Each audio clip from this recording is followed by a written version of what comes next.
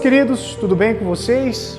Na aula de hoje nós vamos falar sobre relevo brasileiro, nós vamos falar também sobre recursos minerais e vamos finalizar com solos. Vamos lá? Bom, começando com relevo. Basicamente, para você que não lembra, relevo ele corresponde às diferentes formas da superfície terrestre e que se diferenciam ali conforme a estrutura geológica em que eles se originaram, os agentes de formação e também de transformação deste relevo que vão influenciar basicamente a composição dele durante o processo de formação. Basicamente, esses elementos definem as principais características de um relevo, de uma determinada área, e eles são fundamentais para que você identifique e os classifique. O relevo brasileiro, lembrando que a aula passada nós falamos do relevo de um modo geral, nós falamos de relevos em suas características e depois fomos para as questões continentais. Na aula de hoje nós vamos focar no relevo brasileiro, ok? O relevo brasileiro, então, ele vai se formar a partir de estruturas geológicas compostas principalmente por formações sedimentares mais recentes e estruturas vulcânicas e cristalinas de idade muito antiga. Conforme eu falei na aula passada, você vai perceber que o nosso relevo ele é muito mais antigo do que o europeu ou do que, por exemplo, aqui da nossa América do Sul, mais voltado para a costa oeste da América do Sul. O seu processo de formação e transformação foi muito influenciado pelos fatores, lembre da aula passada, fatores exógenos ou exógenos, ou seja, aqueles agentes formadores e modeladores de relevo que vão atuar aqui em cima, na superfície. São os agentes externos, ok? Além disso, a formação do relevo brasileiro não foi impactada pela grande movimentação tectônica ocorrida no período geológico conhecido como período terciário. Basicamente, repare que a região do Brasil ela está no centro de uma placa tectônica e vai sofrer pouco com os movimentos tectônicos de formação de relevo daquele período. E nós não conseguimos identificar dobramentos modernos. Por exemplo, você não tem uma cordilheira como a dos Andes ou a do Himalaia aqui dentro do Brasil. Bom, em consequência deste processo de formação, o relevo brasileiro ele vai ter algumas características predominantes e ali em algumas áreas bem específicas. Normalmente, o relevo brasileiro ele vai ter uma média ou baixa altitude, já que no Brasil não teve formação, como eu disse, de dobramentos ali, de novas cordilheiras ou cadeias de montanhas, e nós vamos ter também aqui escudos cristalinos, um pouquinho mais elevados, mas que foram desgastados pelos agentes, na região ali, sobretudo onde é a Serra do Mar aqui no Brasil, na região mais litorânea.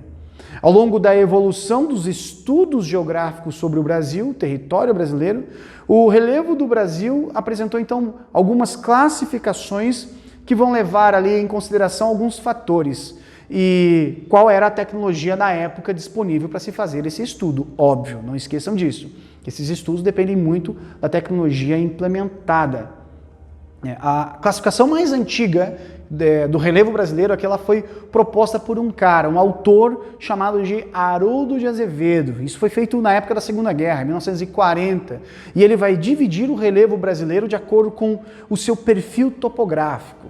Nessa classificação, o país ficou dividido em 8 compartimentos de relevo.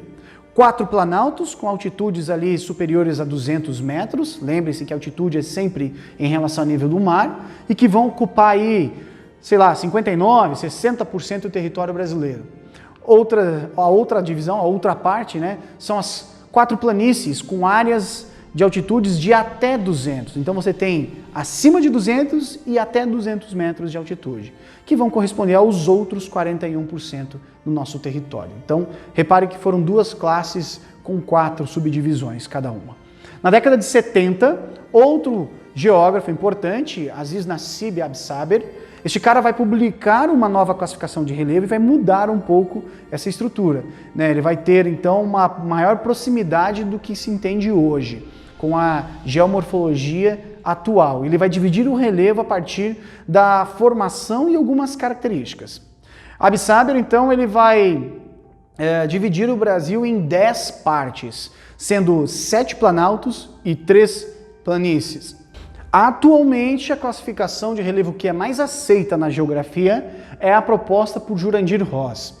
Ele vai se basear em alguns estudos da geomorfologia do Brasil, realizados até ali, no período em que ele executou, em 1995, principalmente baseado nas obras do Absaber e também no projeto chamado Radan Brasil. Esse projeto, inclusive, não sei se você sabe, ele realizou o levantamento e todo o mapeamento dos recursos naturais brasileiros com o auxílio de algumas imagens aéreas. Essa classificação proposta por Rosa, então, vai utilizar como critérios os processos de formação do relevo, os níveis altimétricos, tá? A altitude do local, e a estrutura geológica do terreno. De acordo com essa classificação, o relevo brasileiro é dividido em 28 partes. Então nós vamos falar de algumas delas. Bom, a primeira então são os planaltos, as áreas que são de médias e altas altitudes, algumas superfícies irregulares, predomínio ali de um processo grave de erosão em vários pontos desses planaltos. De acordo com essa classificação do Ross, nas áreas de planalto do Brasil, nós vamos ter 11 unidades de relevo. Eu vou falar cada uma delas aqui e tem no seu livro, acompanhe lá.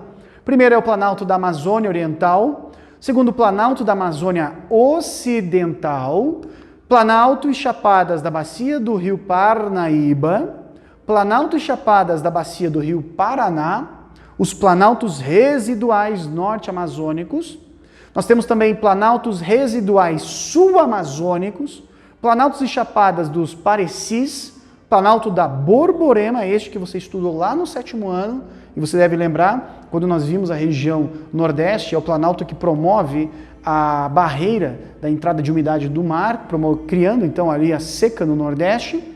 O Planalto Sul-Rio-Grandense, Planaltos e Serras do Atlântico Leste, este que você conhece quando você vai para as praias, Planaltos e Serras de Goiás e Minas e, por último, as serras residuais do Alto Paraguai.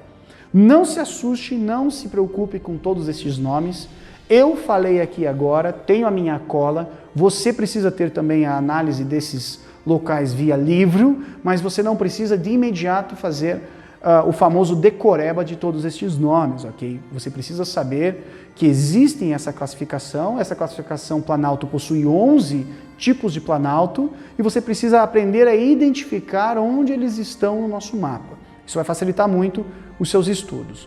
O segundo, dentro dessa característica, dessa divisão, que o Ross propôs, são então as planícies. Lembre-se, planícies são superfícies geralmente planas e de baixa altitude, formada a partir do acúmulo de sedimentos de origem marinha ou até fluvial, tá?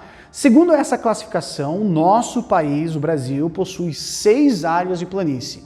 Nós temos a planície do Rio Amazonas, a planície do Rio Araguaia, planície do Pantanal, do Rio Guaporé, no caso, a planície Pantanal do Rio Paraguai, também chamado de planície matogrossense, a planície das Lagoas dos Patos Mirim e a planícies tabuleiros litorâneos. Repare que todas as planícies estão próximas de rios, lagos ou no mar, ok?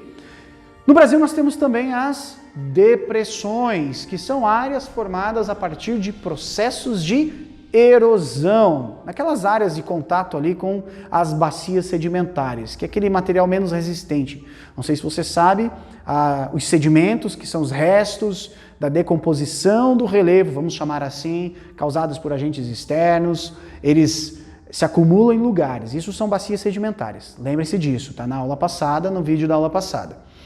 Não sei se você percebe, mas eles são materiais menos resistentes, eles são mais frágeis. Sendo assim, eles são mais suscetíveis a se desgastar. E se desgastando tem a formação de depressões. Assim como nos maciços cristalinos, que é aquela camada mais resistente do solo brasileiro, também é possível encontrar depressão ali. Nessa classificação do Ross, o Brasil possui 11 unidades de depressão. É a depressão, então, marginal norte-amazônica, depressão marginal sul-amazônica, depressão do Araguaia, depressão cuiabana, a depressão do Alto Paraguai-Guaporé, depressão do Miranda, depressão sertaneja e do Rio São Francisco, depressão do Tocantins, a depressão periférica da borda leste da bacia do Rio Paraná e a depressão periférica sul-rio-grandense, ok? Bom, é importante ressaltar que, de acordo com essas 3 classificações que eu apresentei, não existem montanhas ou cadeias de montanhas aqui no Brasil. Não sei se você reparou, eu trouxe 3 teorias, de 1940, 1970, 80, 90, e aqui é aceita mais atualmente. Nenhuma delas tem montanha.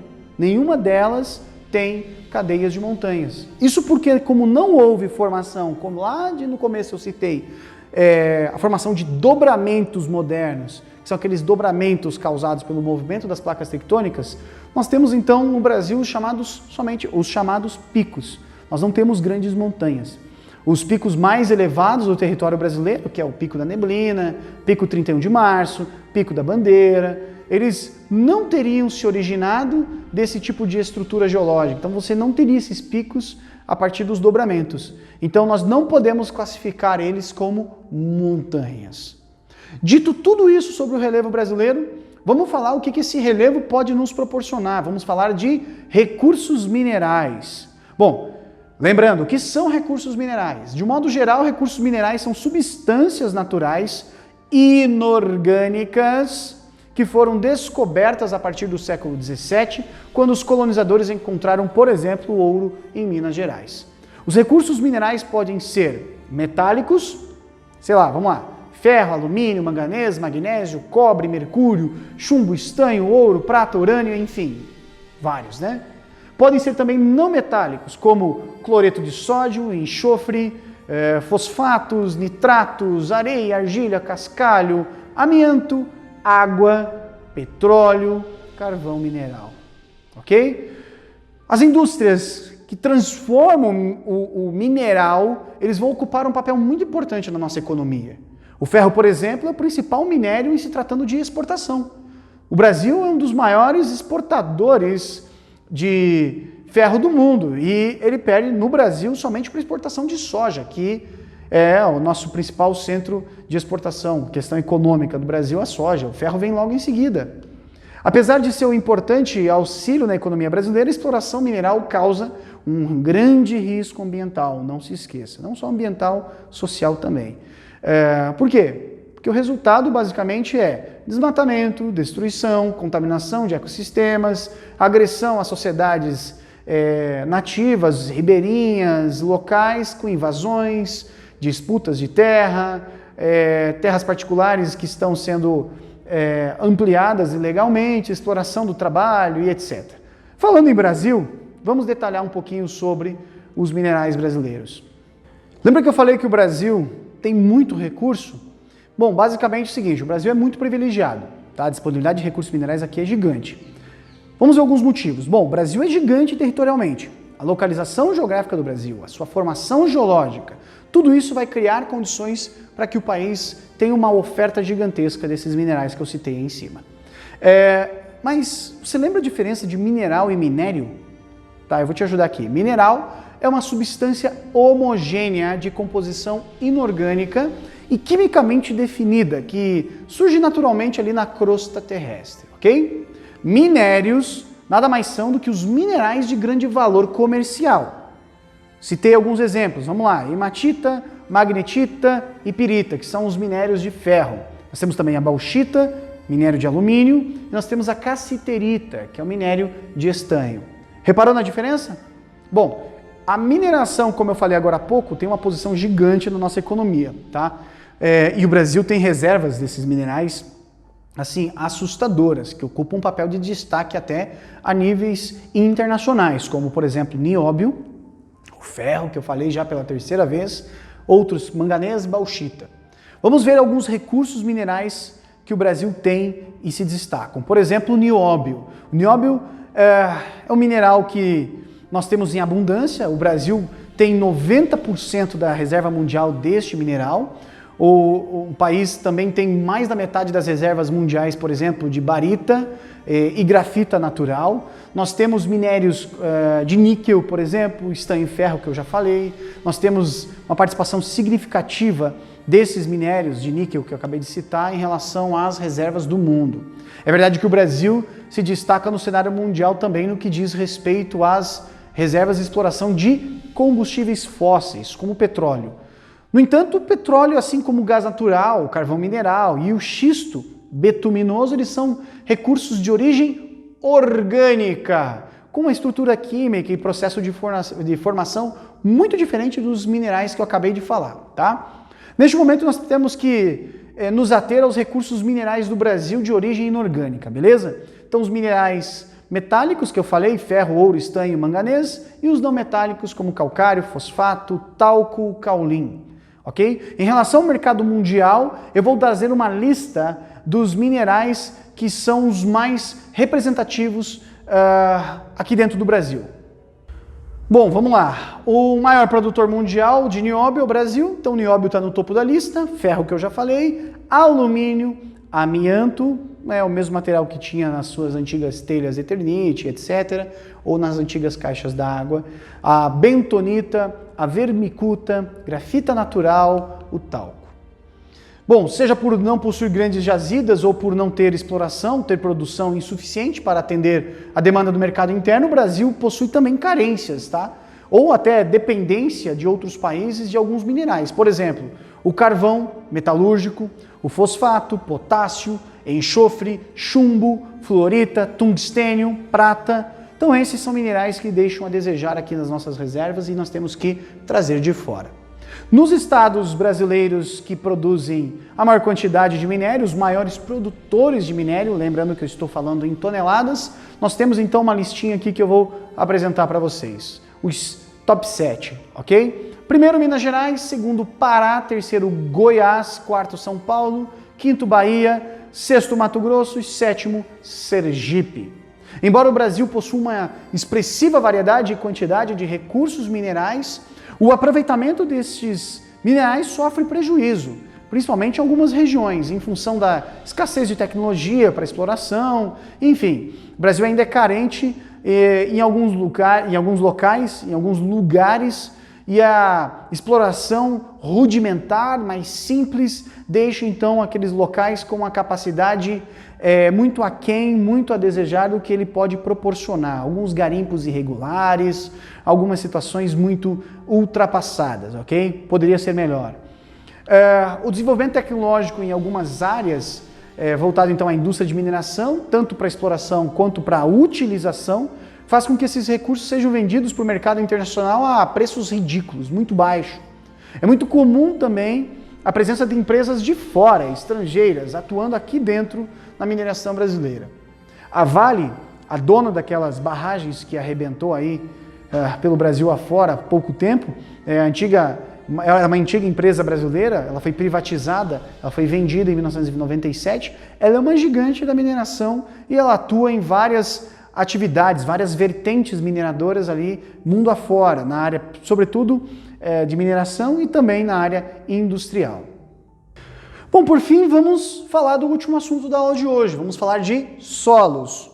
Imagina que você está em um parque deitado debaixo de uma árvore gigantesca, em cima de uma grama bem macia. Nesse gramado você tem ali arbustos floridos, você tem flores, você tem, sei lá, algumas plantas muito bonitas. Ao inspirar, você vai sentir aquele aroma delicioso dessas flores, aquela brisa, aquela coisa de sombrinha gostosa. Agora, tenta se imaginar saindo dali e indo para uma praia. Um mar maravilhoso, cristalino, azul, aquele céu limpo. Imagina você caminhando pelaquela areia macia até a beiradinha da água. Pensou? Bonito? Gostoso? Agradável? Quarentena? Pois é, nada disso seria possível sem solo. Sem o solo, todas as paisagens seriam iguais e teriam um aspecto de uma enorme pedreira. Se você imaginou um mundo sem solo, o mundo seria como se fosse uma pedreira gigante, como se fosse Marte, tá? Assim como uma selva de pedras, assim, aqueles filmes apocalípticos. O solo é a camada mais superficial da crosta terrestre. Geralmente nós chamamos de áreas de contato, é aquela que você encosta, é aquela que nós chamamos popularmente de terra, de chão. Ele é o resultado de muitos anos de trabalho da natureza. Milhões de anos de produção, de trabalho, de tratamento. Sem isso não haveria solo. E nós teríamos, como eu disse agora há pouco, enormes rochas dos mais variados tipos e tamanhos, conhecidos então como rocha-mãe. As chuvas, o vento, o calor, o frio, tudo isso fez com que esse enorme rochedo começasse a se decompor, a ruir, a se esfarelar. Nessas rachaduras vão se instalar os líquens, que vão produzir uma espécie de ácido e que serão capazes de dissolver pequenas porções de rocha. A ação desses organismos continuou a desgastar as rochas, que se quebraram em pedaços menores, deixando espaços entre eles. Vai chegar no momento em que as rochas haviam se quebrado tantas e tantas e tantas vezes que vão se tornar pequenos grãos. Finalmente, eles vão se dividir em partes cada vez menores até se tornarem minerais. E a partir daí, plantas maiores vão poder se desenvolver, e então os animais, as plantas e etc. Restos dos vegetais, lembre-se que plantas são vegetais, né? E animais mortos que vão entrar em decomposição vão enriquecer o solo num processo de formação e a criação de nutrientes. Esses nutrientes chamados de humus, eles vão se misturar com os minerais. E o solo nada mais é do que o resultado de toda essa bagunça que eu acabei de citar. Após alguns milhares de anos, a camada de solo depositada sobre a rocha-mãe estava mais espessa, ela continuou a engrossar e muitos tipos diferentes de solo vão se formar conforme a quantidade de minerais e nutrientes que vão predominar em cada ambiente. Um lugar tem um nutriente diferente, um mineral a mais, um mineral a menos, então cada local vai ter a sua individualidade. Vão existir diversas espécies de solo, as quais elas vão variar conforme a sua composição. Entretanto, alguns elementos estão presentes em toda a parte, toda a sorte de solo. Todos eles vão ter alguns elementos em comum, que são argila, areia e humus. O último item que eu esqueci de falar, um item que também é comum a todos os tipos de solo, é o calcário. Bom, conforme variam as quantidades dessas substâncias que eu falei agora, o tipo de solo também varia. Vamos lá. Os solos arenosos, por exemplo, eles possuem mais areia na composição. Esses solos são mais permeáveis, têm grãos de areia maiores, relativamente grandes, deixam a água e o ar passar com certa facilidade. E para conferir, para você ter uma prova do que eu estou falando, basta você colocar um pouco de areia numa peneira e colocar ele debaixo de uma fonte de água corrente, uma torneira, por exemplo. Você vai ver que a água irá atravessar a areia com muita facilidade. Os solos, por sua vez, que contêm mais argila, são chamados de solos argilosos. Ao contrário da areia, a argila possui grãos bem pequenininhos e achatados. Isso vai fazer com que esse solo argiloso segure a água e não permita que ela atravesse esse tipo de solo. Esse tipo de ambiente, de lugar, também é chamado de solo impermeável, por isso a argila vai encharcar com facilidade. Se você plantar uma violeta, né, escolha uma terra de cor marrom bem escuro. Diga para a pessoa que está te vendendo a violeta, ali na loja de plantas, por exemplo, que você precisa de terra de solo umífero. Esse é o tipo de solo riquíssimo em nutrientes e as violetas vão adorar esse tipo de solo. Existem dois tipos de humus, o vegetal, formado pela decomposição de plantas, e o de minhoca. Esses bichinhos maravilhosos deixam o solo extremamente fértil quando eles escavam galerias, arejando a terra, fazendo com que o oxigênio passe por ali. Conforme esses bichinhos cavam os túneis, eles vão engolir um pouco de terra. Então os grãos de solo que são engolidos pela minhoca vão passar pelo corpinho dela e vão ser eliminados nas fezes, no cocôzinho da minhoca, que vai enriquecer ainda mais o solo, adubando o solo, tá? Outro tipo de situação de composição do solo são os ossos dos animais mortos, né? Conchas que são abandonadas por moluscos, enfim. Tudo isso vai deixar o solo rico em calcário. Esse solo, que tem esse tipo de contato com animais mortos, com ossos e conchas, nós vamos chamar de solo calcário. Cada tipo de planta sabe o melhor tipo de solo que ela precisa para viver. Por exemplo, o cafeeiro, a árvore que produz o café, ela vai se desenvolver muito bem nos solos mais argilosos. Nem tente plantar uma árvore de café num solo umífero, que ela não vai desenvolver, ok? Já as laranjeiras, se plantadas em solo calcário, darão frutas muito mais doces. Já as palmeiras crescem em solos arenosos. O alecrim gosta de solos umíferos, assim como as violetas que eu citei agora há pouco, né? Isso vai acontecer porque cada tipo de solo fornece às plantas quantidades variadas de nutriente e também de água. O solo é o produto de ação dos seres vivos, também de fenômenos da natureza e etc. Eles existem por causa de um ciclo de nascimento de vida, aquele que o Marcelo adora cantar para vocês no 9º ano, e de morte desses seres.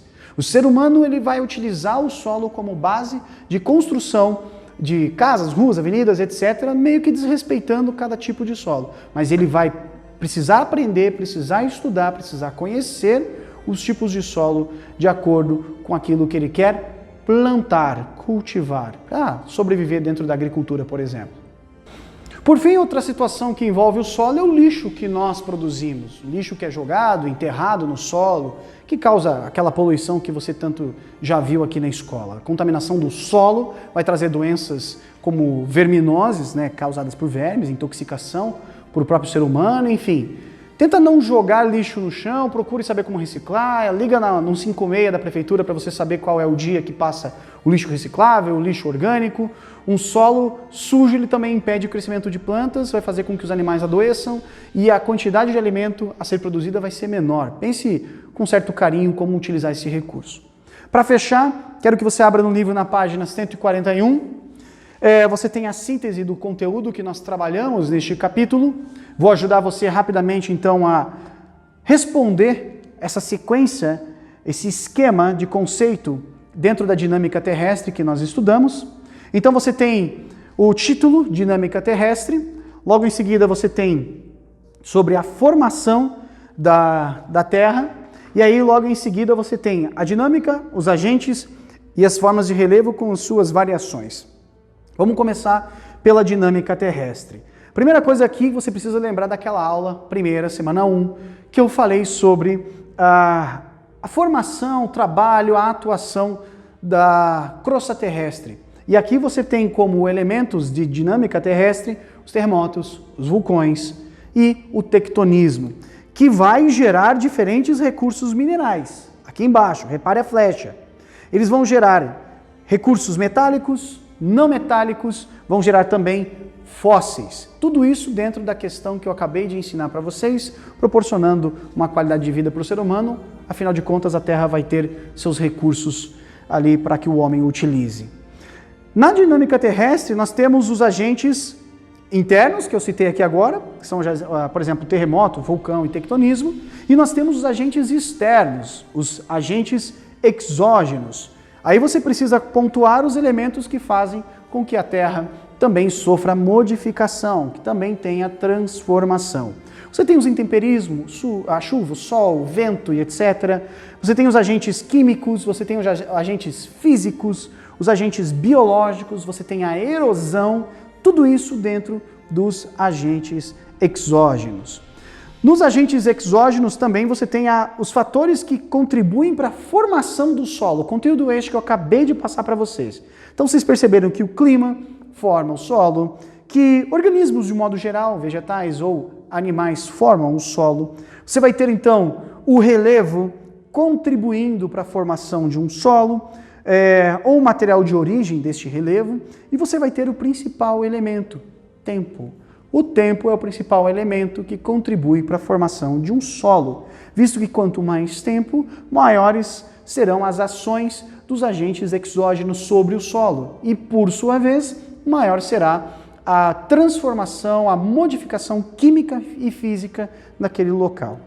Já aqui do lado direito, uma flechinha, você tem as formas de relevo. Citei nos 3 vídeos que eu mostrei para vocês, que eu trouxe para vocês, eu citei sobre as formas de relevo. Então você tem os planaltos, as planícies, as depressões e as montanhas, ok? O relevo sofre, que são os tipos de erosão, trouxe para vocês na aula passada, erosão pluvial, fluvial, glacial, eólica, vento, ok? E marinha. E aí você tem as práticas inadequadas no solo, que eu falei aqui neste vídeo. Você vai ter o desmatamento, queimada. Aí pensa um pouquinho mais em algo que eu não falei, mas ficou óbvio, que é a questão da agricultura, da monocultura, do homem explorar constantemente aquele solo, o uso excessivo daquele solo. Você vai ter também a que eu trouxe na aula passada, que é a ocupação das encostas, as pessoas morando em locais inapropriados. Por fim, você tem as tentativas de consertar o solo, né? As práticas de conservação deste solo.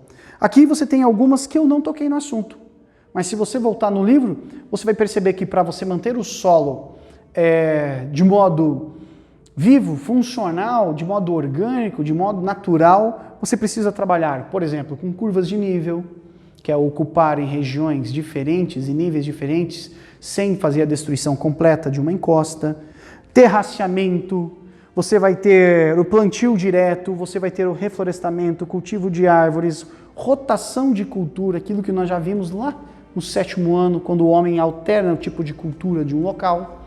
Enfim, tudo isso que eu ajudei vocês, aqui neste momento, vai te ajudar a preencher a página 141 com esta síntese.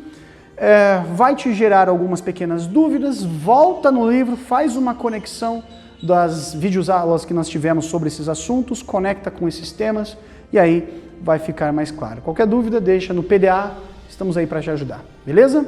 Grande abraço, até a próxima.